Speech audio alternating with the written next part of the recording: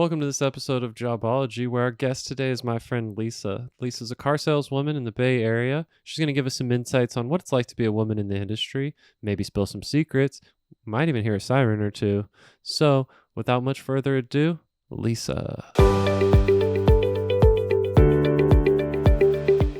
Yeah, so today I'm with my friend Lisa. Lisa is a car salesperson for a Mercedes-Benz dealership in San Francisco.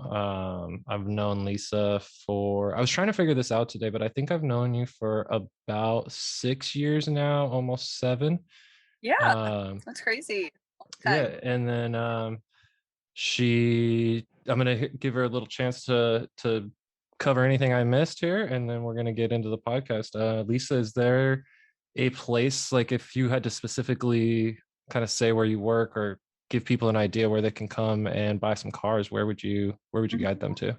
So yeah, I literally sell cars. There's not a bunch of women out there, but if you were to come to my dealership, it's called Autobahn. It's in Belmont, California, which is about, I would say, 15, 20 minutes south of the actual city of San Francisco. So it's pretty Okay, nice. nice, Silicon awesome. Valley, so lots of rich people. Oh, there you go. That's got to be beneficial in the car dealership world. Oh, it's nice. It's like selling cars to everyone in the tech industry. So There you go. That's the industry to be in. If you had to kind of say what your job title is on your business card versus like what you would tell somebody at a party, how do you go about that? Okay, so on my business card, I'm technically a sales and leasing consultant, but when I'm definitely at the bar or at a party, I tell people I just slang sports cars. Slang sports cars. There we go. Okay, I like that. It gets the conversation going, let me tell you. Yeah, that makes sense. So on a typical day of work for you, are we like starting bright and early? We're rolling in late. What's like your average kind of day to day like? So, I mean, it's sales, so like the type of energy you give is obviously what you get out of it. So, what my goal is you want to try and get there. So we open the doors at 9 a.m. So every day at 9:05 we have a sales meeting like religiously every single day. And then on Fridays, we have like our big sales meeting, which is where our general manager comes in. And during the week, though, besides that, we just go over our appointments. So appointments are like huge in the car sales world. So you have to have a plan to sell a car that day. If you don't have a plan, then it's like, what are you doing? So ideally, you want to get in there probably 20, 30 minutes before 9 a.m. and you go over your appointments or you go over any leads that you have and you contact your clients and just tell them like, hey, I usually go like, hey, this is Lisa Audubon Motors. I just wanted to confirm our appointment today or give any updates on if we have the car there that they're looking for. Or a lot of selling cars is like the aftermath. So like once I sell a car, you're not done there. Like Okay. there's so many things that go into selling a car. It's insane. So even like 1, 2 weeks after I actually sell a car, you're still dealing with like the follow up. So you always have things to do. Okay, gotcha. So on this sales meeting, like a typical sales meeting, is it, you guys are in there for an hour, you're in there for 30 minutes, they're like, hey, here's some coffee, So get your asses out there. What are we dealing with? during the week, it's super chill. It's usually 10 minutes if you just go in, they talk about all the appointments, you say whether or not they're here to buy or they're just here to look. And then if you don't have an appointment, you usually get yelled at. There you go. And on Fridays, it's like it's always a really long meeting. Everyone sits down and the general manager goes over like all your calls through the week and they go over the standings of like where you're at compared to everyone else by like how many units or what we call it you have out. And Okay. I mean, honestly, they were pretty gnarly at first, especially coming from like not only one being a woman to two being like, I don't know, talked. That's like the only way that I could describe it. Like it's a very like man's world. So, but now I'm so used to it. Like I just take it with a grain of salt, and it makes you like have a fire under your ass, like for sure. So Nice. Yeah, I mean that makes sense. yeah. Ideally, how many appointments are you like coming into the day with?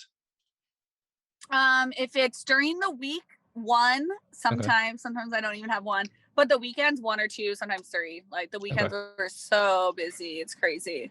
And then how would it work for like if I'm so let's say I'm Joe Schmo walking off the street and I need a car. Is it like first come first Mhm. serve? Is it like, oh, I see Lisa, I like her, I want her to help me? Mhm. How does this work?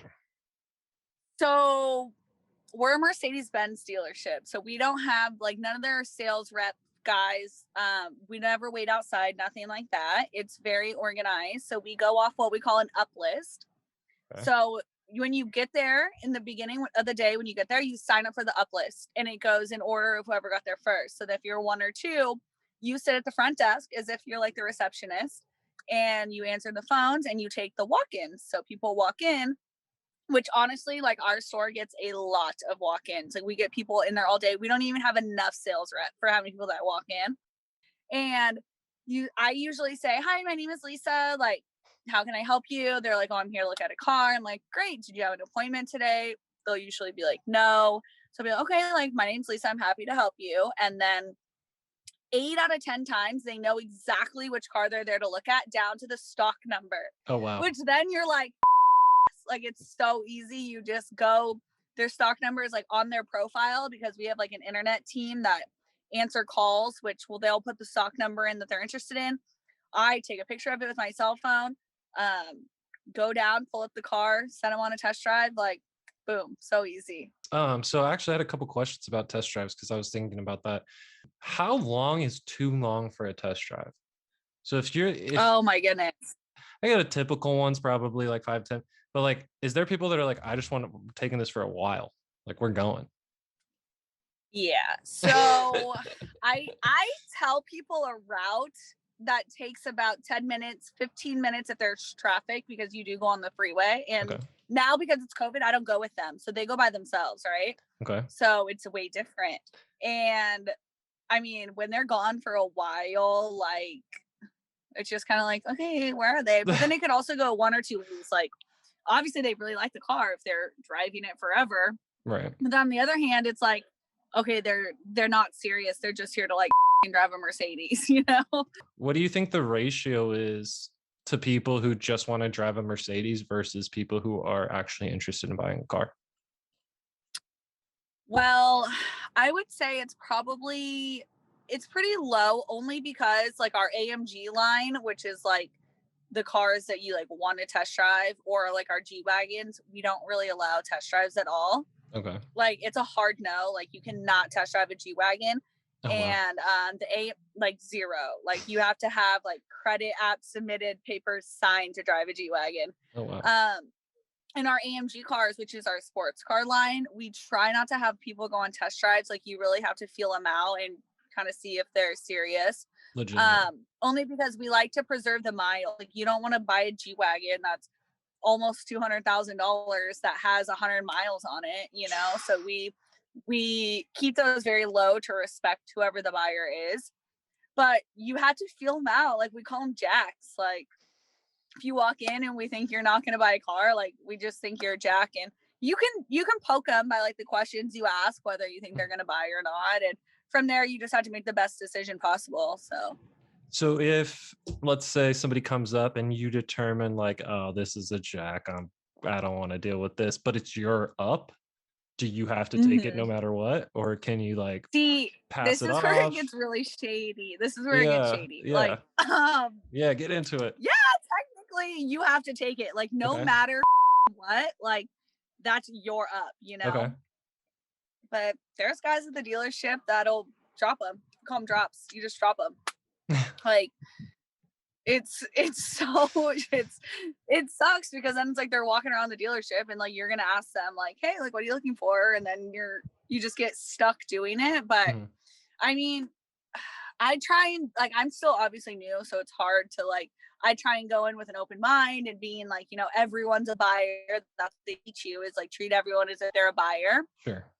which is what I do. And one time it actually worked out really, really well in my favor. And I made like a ton of money off this car because no one thought she was a buyer. And I was like, so like, yeah, let's get this car. And she loved that, you know, Yeah. but it's just tough. Like, I just try and get them on a test drive. Like, that's like my number one thing. It's like, come on, like, go on a test drive. Like, let's get you on a test drive. And if they're like, no, no, no, we're just looking, I'm like, okay, well, like, here's my card, like, Yeah.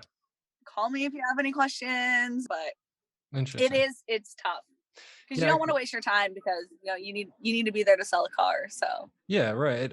Is there an expectation like you have to sell a car a day? You have to sell 2 cars a day? Do they what's or like per um month, per week? my goal is to sell a car every day. So I do about 20-ish cars a month because I take 2 days off a week. So I mean, Um, there's no expectation. Like, you make what you make. So at nice. my dealership, you get paid your hourly rate, which is minimum wage, like no matter what. Okay.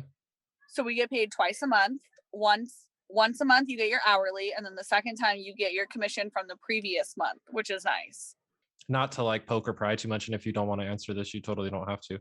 But Hmm. what would be like a typical or like commission range, let's say, where like if you're like, Mm. oh, the range of a check could be from like, are we talking like $500 or are we talking like $5,000? Like, you know what I mean? Like, could you give me kind of like a range? Well, I'll just say for me, so I get paid twice. I don't care about talking about it. So I Okay. get paid twice a month, right? Okay. So my hourly is $1,700. Like, that's pretty consistent. Um, and they pay you overtime though, which is nice because Okay. you work a lot in car sales. Like, I'm putting out like 10, 12-hour days a day, like Yeah. especially on the weekends. But my commission checks, I mean, my last one was 12 and a half, which was really nice. Okay. And then the one before that was like around 6. But the Okay. top guys that get their lease retentions, meaning that they like every 3 years they get their same lease customers. They come back, they lease again. They're getting commission on all that. So let's say I sell 20 cars this month. In 3 years from now, I'm selling 20 cars plus any walk-ins that I take. So Right. those guys straight up make 20, 30 grand a month easily. Jeez. Wow. Easily. And we've had guys work there. Like, there's this one guy, he's worked there for over 50 years. This guy's like 70 years old. I mean, why quit? And they just make insane money. Like, but that's what they say. It's like the longer that you're in it, the more money you'll make. So you Right. definitely have to put your time in. But this is the most amount of money I've ever made in my life. So Nice. Well, I'm there so you go. happy. That's good. I'm excited Mhm. for you. That's good. Mhm. There's I Thank think like you. a Tom Brady quote or somebody where he said they were asking him about retiring or something, and he's like, "Why would I retire when I have the playbook? Like I know everything." Yeah, And so it's like I get that if you're exactly. 70 and you can just crank and you're like, "Hey, I got 30 cars in my book that happen every month just from that. Like I Hmm. don't even have to step on the lot if I don't want to." Yeah. Yeah, I mean that's pretty wild. Okay, exactly. Like, there's this one guy, he literally never leaves his office. Like, he doesn't. And there's a woman that works where I obviously want to be like her. She works in Calabasas. She sells 100 cars a month. I'm not joking you. She has 3 assistants. Jeez. It's Jeez. the money to be made is insane. Yeah, it's Like, out there. once you get that lease retention, and it's all about what do you call it? Like, referrals. Referrals are huge. Yeah, Then you don't have to rely on what we call ups. gotcha. That makes sense. So, So kind of hmm going with that, where you were saying the lady selling 100 cars with 3 assistants, is she your same level position, or like would she be considered like a superior, a not, you know what I mean? Like, no, she's a sales rep. gotcha, Same with the guy at my dealership. Like, they're sales reps. So gotcha. it's crazy. That's awesome. What is kind of like the hierarchy or like that kind of structure at a dealership? So there's probably the bottom of the line would be like the porters. So the porters would be similar to like a hostess in a restaurant. Okay, So they get the cars, they gas up the cars, they move the cars on the lot, they put the cars in the showroom, they take the cars out of the showroom. They're just kind of there as hands. They do dealer trades. So they drive from like all the other dealerships if we need to trade cars, things like that.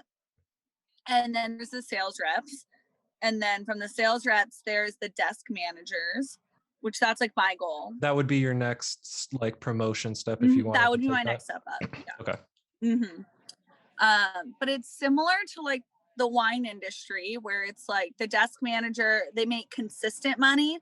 But I mean, if you're cranking out 30, 35 cars a month, like you're going to be making well more than your manager is, you know? Lisa and I both come from the wine sales background, so I totally understand what you're talking about how like if Yeah, you're a really good rep, regardless of the man, like you're gonna make more. So it may even be beneficial to be like, I think I'm gonna stick with the rep job right now. exactly. Gotcha. 100%. And then from there, there's the general sales manager, Okay. which would be like a dream. Like you're under a lot of stress, but that's when you're making like the good money. The big bucks. I Yeah. mean, And then from there, there's general sales let's not manager. say the good money, because what you just said, I think a lot of people would be like, oh, that's pretty good money.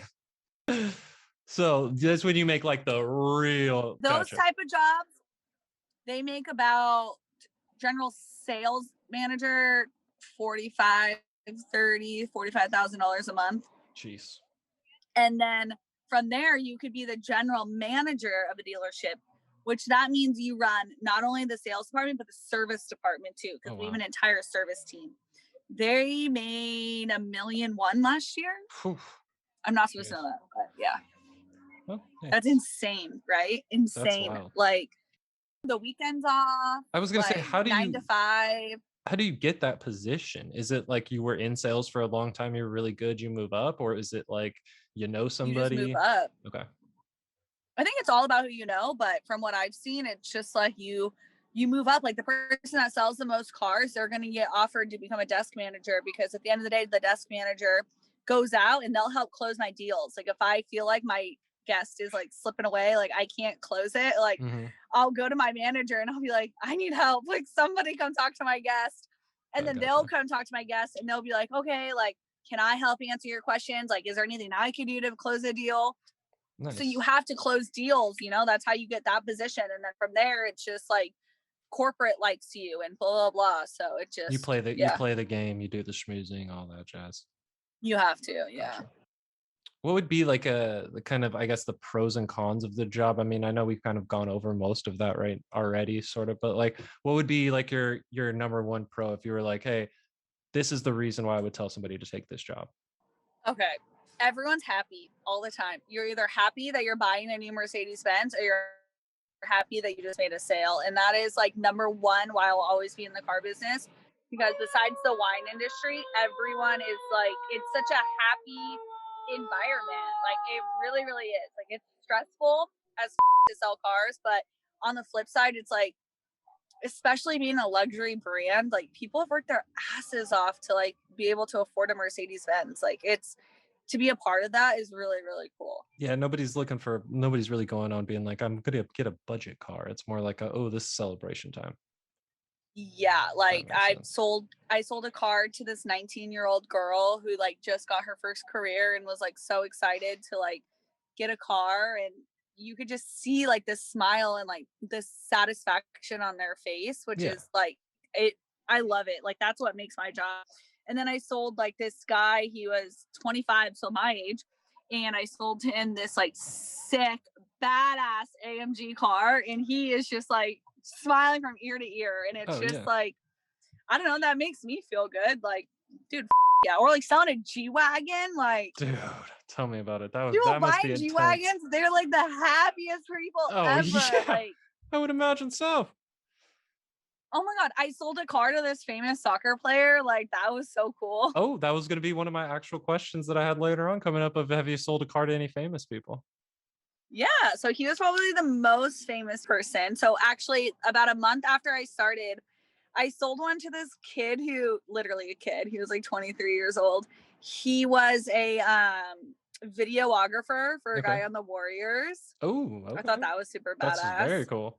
Um, I know, and he was so stoked to buy the car, and he just got the job too, so he was really excited. And Like, why then don't I you get the sold a car. player to buy the car for you, bro? Come on. And then I sold a car to a guy who plays on the Earthquakes, and that was really cool. But other Nice. than that, I mean, the really VIP guys, they go through our managers, They so have a they direct usually probably contact. come like okay, so my boss sold a car to Steph Curry's mom. Oh, wow. Nice. That's really He cool. like is tight with like Steph Curry's mom. So like I mean, the industry is so cool, especially like the area that I'm at, like up here in the Bay, like Yeah. it's crazy. Yeah. And I bet you, I mean, there's probably some dudes that or guys or girls or gals or whoever that go in that might be way richer and you just have no idea because it's just a tech person that doesn't, Oh that looks yeah. unassuming, I that mean, just whatever. well, that's the thing is like you don't know. Like when Yeah. I'm selling the car and like doing like the negotiating, like I have no idea how Mm-mm. much money they are. Like I have zero clue. Like one guy who I was trying to sell a G Wagon to, he didn't even tell me his name until we agreed on numbers. Like he gave me a fake name. Oh, Like, and jeez. then they do the credit application, and that's when I'm like, okay, like Little liar. you make millions. Yeah. Ding, you're good. But I mean, that is how the rich stay rich, though. Let me tell you, my friend, is the rich stay rich because they penny pinch, Okay. and it's the more you save. So I mean, There you go. more power to them.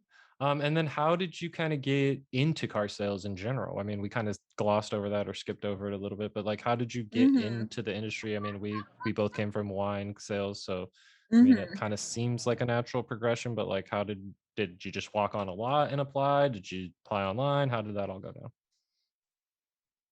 Well, I did know someone who knew someone through the wine company when I moved up here, and I needed a new car because my car died. And then when I went in to get my Mercedes, they're really trying to like change the face of wine sale or not, excuse me, not of wine sales, of car sales.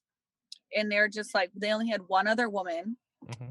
and they needed another woman. And honestly, it was like right place at right time. Like Yeah. I swear, like I just fit right in and they offered me the job. And at first I said no. And then I thought about it and I was like, you know what? Like, why not? Like, I left on good terms with the wine job. So I figured if it doesn't work out, I could just go back. But now I love it. And this is 100% where I'm meant to be. So, Yeah. I mean, it seems like you're enjoying it. I mean, from what we've talked about, it seems like it seems good for you.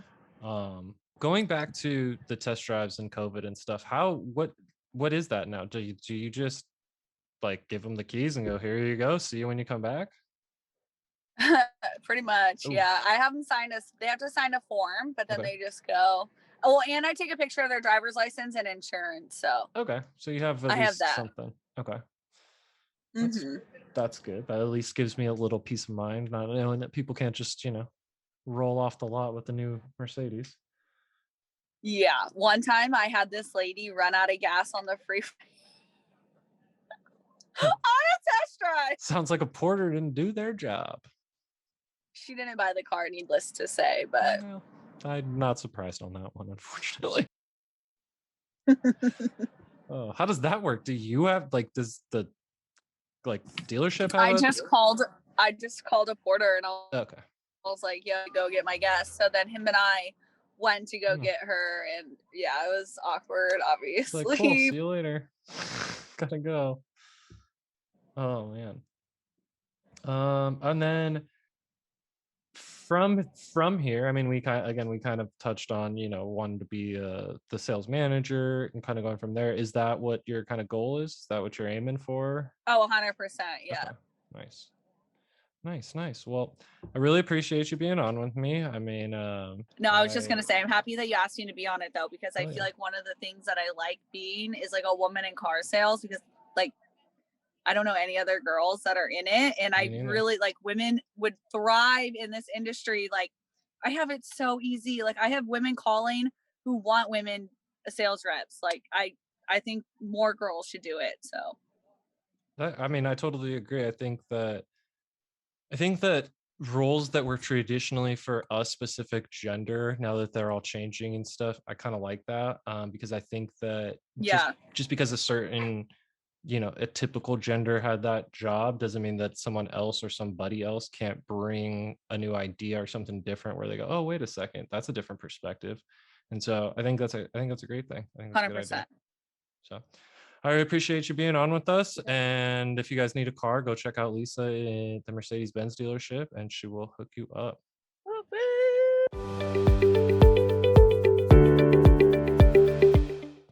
Well, that's our episode. Thank you, Lisa, for being our guest today. And thank you, viewer, for tuning in. And I hope you enjoyed that. Please remember to like, subscribe, follow, and any other terms that I'm missing. Jobology podcast on all major social media platforms. We could use the help and support.